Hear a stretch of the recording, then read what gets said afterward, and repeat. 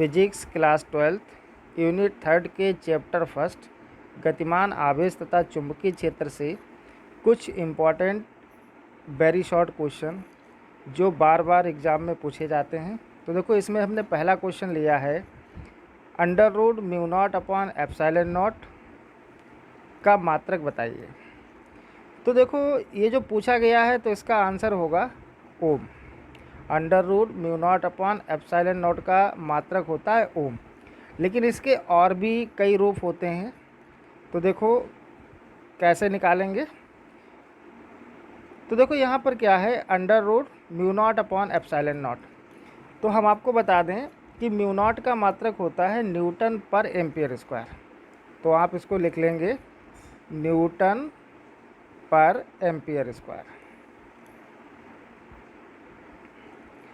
और बटे में क्या है, बटे में है एप्सिलॉन नॉट, और एप्सिलॉन नॉट का मात्रक होता है, एप्सिलॉन नॉट का मात्रक होता है कूलाम स्क्वायर पर न्यूटन मीटर स्क्वायर। तो देखो, एप्सिलॉन नॉट का मात्रक इसके बटे में आएगा कूलाम स्क्वायर पर न्यूटन मीटर स्क्वायर।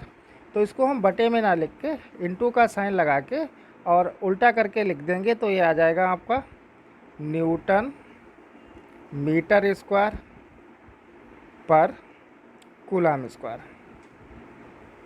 तो देखो यहाँ पर अंडर रूट के अंदर क्या है, न्यूटन इंटू न्यूटन, तो ये हो जाएगा न्यूटन स्क्वायर।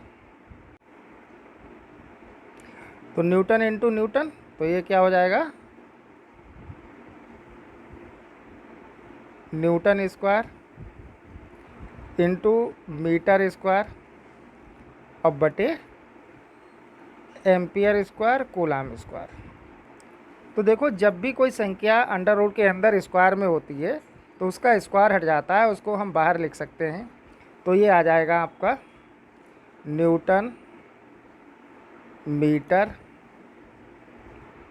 पर एम्पियर कूलाम। तो देखो, इसका मात्रक निकल के आ गया एक और, न्यूटन मीटर पर एम्पियर कूलाम।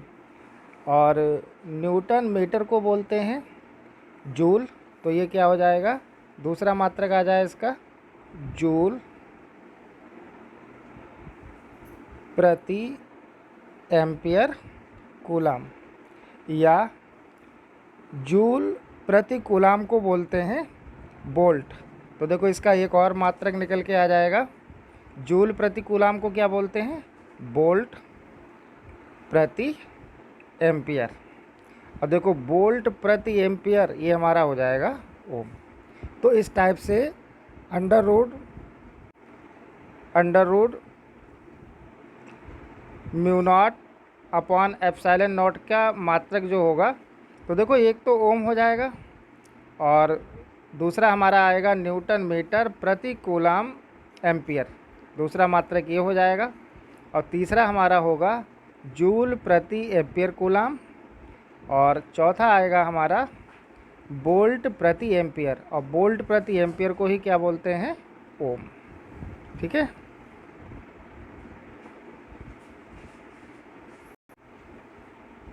देखो, अगला क्वेश्चन हमने लिया है म्यू नॉट एप्सिलॉन नॉट की पावर -1/2 का मान बताइए। तो देखो, इसका मान होता है 3 × 10⁻10 सेंटीमीटर स्क्वायर, और दूसरा मान होता है इसका 3 × 10⁸ मीटर पर सेकेंड स्क्वायर। तो देखो, ये मान कैसे निकल के आए हैं। तो देखो, म्यू नॉट एप्सिलॉन नॉट की पावर -12 है, तो इसको हम इस टाइप से भी लिख सकते हैं 1/√μ नॉट एप्सिलॉन नॉट। क्योंकि पावर हाफ का होता है, अंडर रूट लग जाएगा अगर पावर हाफ है, क्योंकि अंडर रूट का मान ही होता है 1/2। और ये जब हम इसको ऊपर से नीचे लाएंगे तो ये क्या हो जाएगा, प्लस में हो जाएगा, यानी कि इसका जो क्या आ जाएगा 1/म्यू नॉट एप्सिलॉन नॉट की पावर 1/2। और 1/2 किसका मान होता है, अंडर रूट का मान होता है। और ये रिलेशन होता है 1/√μ नॉट एप्सिलॉन नॉट = c। और c क्या है, स्पीड ऑफ लाइट है, प्रकाश की चाल है। और सी का मान कितना होता है?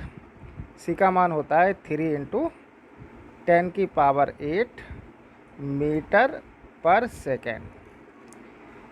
अब देखो ये मीटर पर सेकेंड में है, तो मीटर पर सेकेंड में क्या होगा? 3 × 10⁸ मीटर पर सेकेंड। और अगर इसको आपसे सेंटीमीटर पर सेकेंड में बोलता है तो आप क्या करेंगे? इसकी 100 से मल्टीप्लाई कर देंगे, यानी कि इसको आप लिखेंगे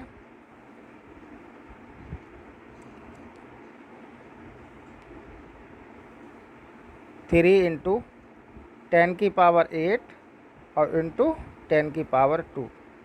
तो देखो गुणा में घातें जुड़ती हैं, तो ये क्या आ जाएगा? 3 × 10⁻10 3 × 10⁻10 सेंटीमीटर पर सेकेंड। तो अगर आंसर मीटर में पूछता है इसका, तो ये हो जाएगा 3 × 10⁸ मीटर पर सेकेंड। और सेंटीमीटर में अगर पूछता है तो ये हो जाएगा 3 × 10⁻10 सेंटीमीटर पर सेकेंड। अगला क्वेश्चन लिया है, चुंबकीय क्षेत्र B का मात्रक न्यूटन प्रति एम्पियर मीटर को बताने वाला मूल समीकरण क्या है? तो देखो इसको आप मात्रक से भी इसका समीकरण बना सकते हो। तो देखो न्यूटन किसका मात्रक होता है? बल का मात्रक होता है। और एम्पियर किसका होता है? धारा आई का मात्रक होता है। मीटर लंबाई का। तो B बराबर इसका समीकरण क्या आ जाएगा? F/IL।